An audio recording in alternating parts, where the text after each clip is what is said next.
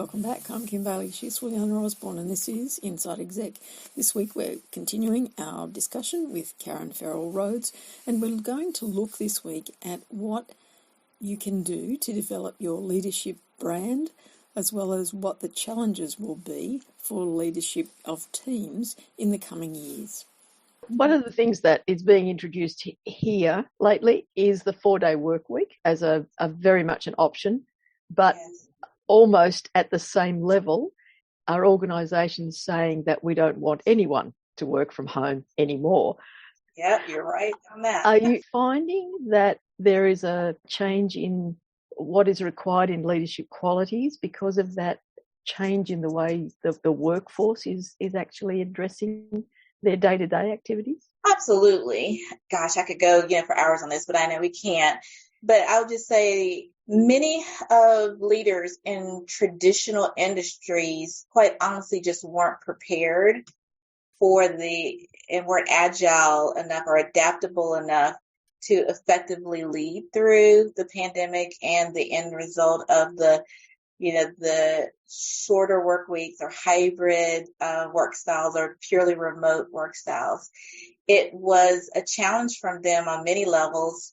One, from their questioning, from what I've had discussions with leaders, them questioning their effectiveness to lead from afar when they don't have an eye on you and me sitting at a desk. But the demand in the talent market, as you have hinted at, there's been more demand from top talent to be able to have that flexibility.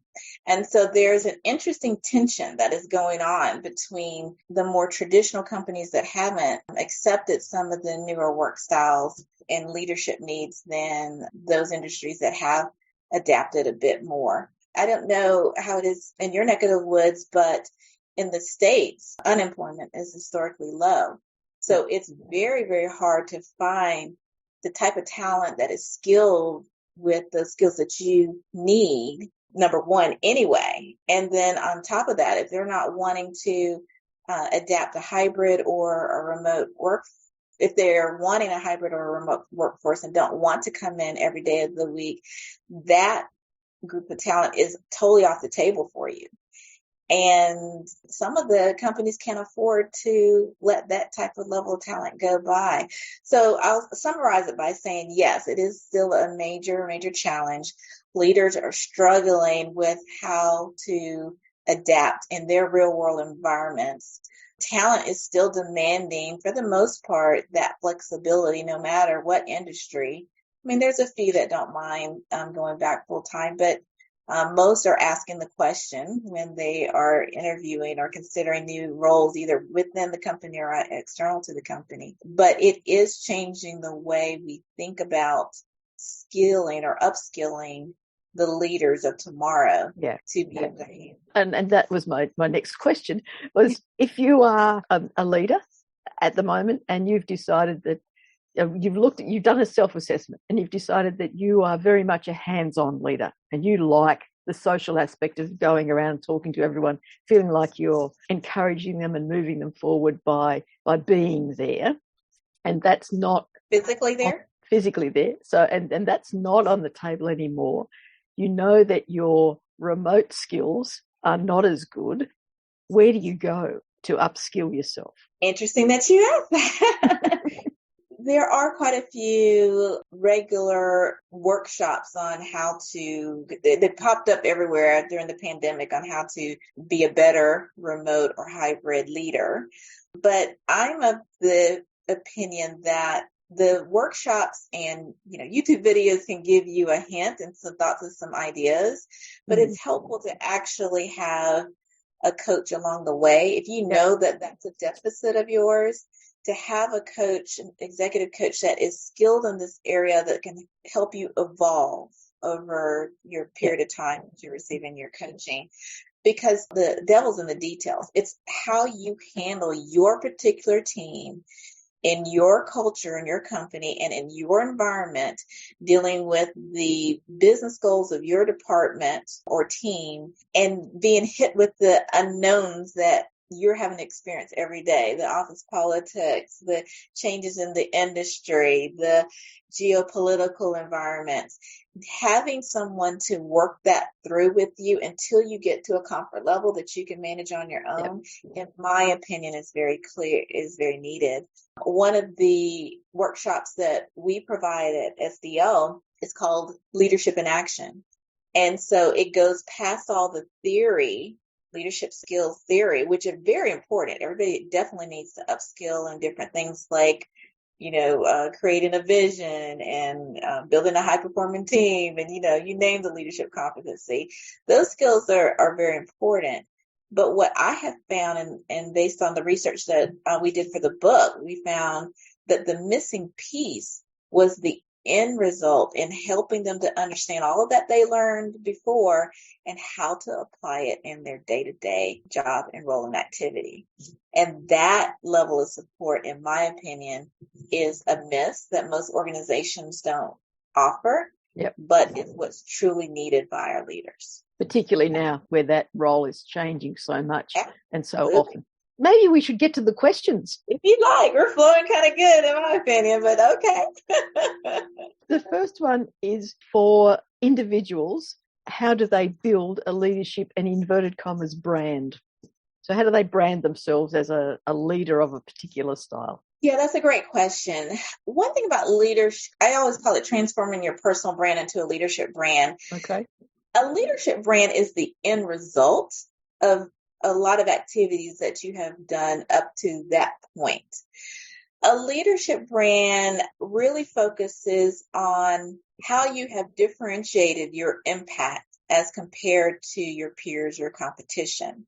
When you're able to stand out in a big way and make a huge impact where people are very compelled to follow your lead, then that's when you become more known or renowned for that magic sauce that you brought to the table. Like your unique skills and abilities that you were able to bring to the table to apply to a particular leadership effort or initiative is what helps fuel what will be known as your leadership brand. A leadership brand is just you being able to associate your name in the minds of others of being an expert at what you do and how you do it. So when your listeners ask, how do I build a leadership brand? What I would encourage them to do is really identify not only their strengths, which is really popular in the world of work, of identifying your strengths. You should do that, but you should take a second look at your strengths and double down and identify what are your unique differentiators. What do you bring to the table that the decision makers in your organization or in your business are dying to know, or are dying to, what's a problem that they have that they're dying to solve, that you have the unique ability to help lead an effort to do so. Once you're able to do that, and if you're successful with that, that's when you become renowned for your areas of expertise, and your name becomes more associated with the work you do, the value you offer, and that's when you start building what is ultimately a leadership brand for yourself. Did that make sense? It does. I'm interested in that sense that we talked about strengths. Obviously, you're going to see that there are areas of weakness. How much do you look at thinking about that these are areas that are probably important and I should make them better? Or do you just say, okay, I've identified them, I know that's the areas that I'm not going to be as strong in, and just be happy that you've identified them and stay with the strengths? Well, I'm going to go against the convention of some leaders like Marcus Buckingham and those who say only focus on your strengths. I do think that maybe not equal time, but sometimes should be carved out to improve upon your areas of opportunity, to improve in certain skills, abilities, or behaviors, because you don't want them to be derailers for what you do.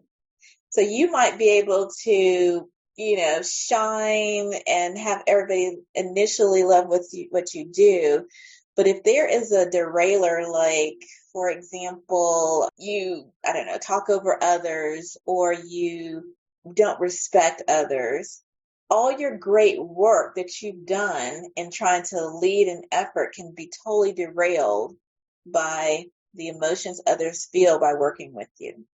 So I do feel that you should work on your areas of opportunity for improvement to ensure that they don't derail your leadership efforts or initiatives that you're trying to do. Yeah.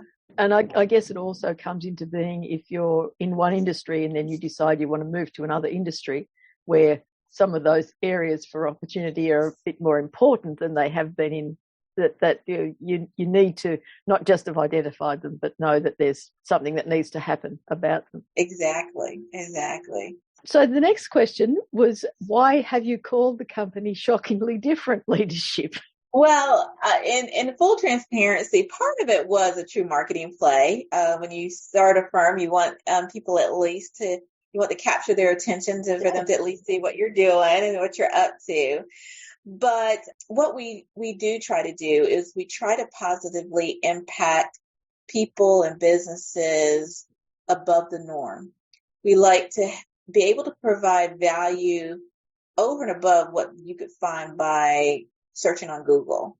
Mm-hmm. And in order to do that, we have to find our own differentiators. What can we provide over and above the base of what you could find that will delight our clients and who we work with. And we build that into our values as a company. And then we also hope to help our clients deliver what we call shockingly different results that were better, more positive, and more impactful than they originally thought could be done. And when you're able to do that, that's what helps to generate repeat, business and deeper relationships. And that's what we love to do at SDL. Yeah. So have you been surprised by some results that you've got? Every day. Okay. Every day. There's never a typical day in our business. Sometimes it takes longer than we had desired to get to the shockingly different type of piece of it. But since that is our goal and we strive for that, before we close out any client engagement, and we are a global company, we try to ensure that we did go that extra mile. So that's the short answer. That's good. That's good. Because you need to get that reward as well. You've made the commitment to making yourselves different. So the next one was, are we transitioning from focused leadership to task orientation? And I guess this is a result of people not being in the office all the time, and so not having that day-to-day leadership interaction. Right. That there's a feeling that their leadership now is based on getting a job done rather than the broader social aspects and leadership development or just skills development that might be happening otherwise. And so your question is, do you see that we are transitioning from focused leadership in terms of leadership skills to task-oriented leaders? I do, Kim. But I do think there is still room for both and still a need for a focus on both. But to your point, I do think we're evolving to more task-oriented leadership and just task-oriented roles. And I think there are a couple things that are driving that. One is that, and I'm not sure about in your area of the world, but in general, we're seeing a less of an emphasis on students getting formal degrees and more on the types of skills that companies and organizations are needing to get their work done. And so that bit of a shift, and it's not for everybody, but that bit of a shift is causing a culture more focused on task orientation than just general leadership orientation. The second trend that's kind of going on in the market that you might be seeing is that tenure at a company has decreased over the last 10 to 15 years. I'm telling my age, but back when I first started in the job market, you were considered job hopping if you went to an organization less than 3 years, and it was frowned upon. You had to answer for it in your next interview. Now there's more agility of individuals and professionals to move to new opportunities sooner. So no longer do a lot of organizations have the bandwidth to be able to invest 3 to 5 to 7 years in leadership development because their staff might not be there at that length of time. So they're having to ensure that they're providing the support and skills and getting the tasks done from their job, the tasks that support the business, get those done to the best of their ability versus, a longer term development. The leaders of today and tomorrow are having to have that agility, are required to have that agility to be able to deal with the flux and talent that comes in and out of their organizations. Yeah. I guess that, and I'll just put a couple of notes down for me so I would remember. I guess we're in a situation where, in terms of management levels, that we still have decision makers who come from that culture of the longer you were in a job, the better you must have been. But in the next 10 years, that will change. So if we look at that transitioning period, we're going to have organisations and decision makers in organisations that will not be impressed by a long period of time at one organisation. If you're in the generation where you thought that was the thing you should be doing and you know that you want to work for another 10, 15 years, do you change your pattern? Do you start to think about, even though I love it in this organisation, I really, for longer term for my career, should I move around? Should I try something different? Or do you stick with what you know and say, well, if it comes to a point where I do decide to change and I'm up against someone who's had 10 different jobs in the last 30 years and I've only had 2, as those job hopping people, we'll call them now, are doing, do you have the answer ready to say, well, this is why I stayed for as long as I did? Oh, absolutely. Because you're going to have to plead your case, if you will, for the new opportunities. And I do think there will always be value of a depth of experience as well as a breadth of experience. Yeah. So there will always be that the possibilities out there that will appreciate what you bring to the table. You might have to search for them a little bit harder. To your point, Kim, the way I see the culture evolving is it's going to become more and more acceptable for the job hopping, and you're going to have to find your place in that new culture of work that's coming our way. It's here now, but it's really going to evolve in the next 5 to 10 years. Yeah.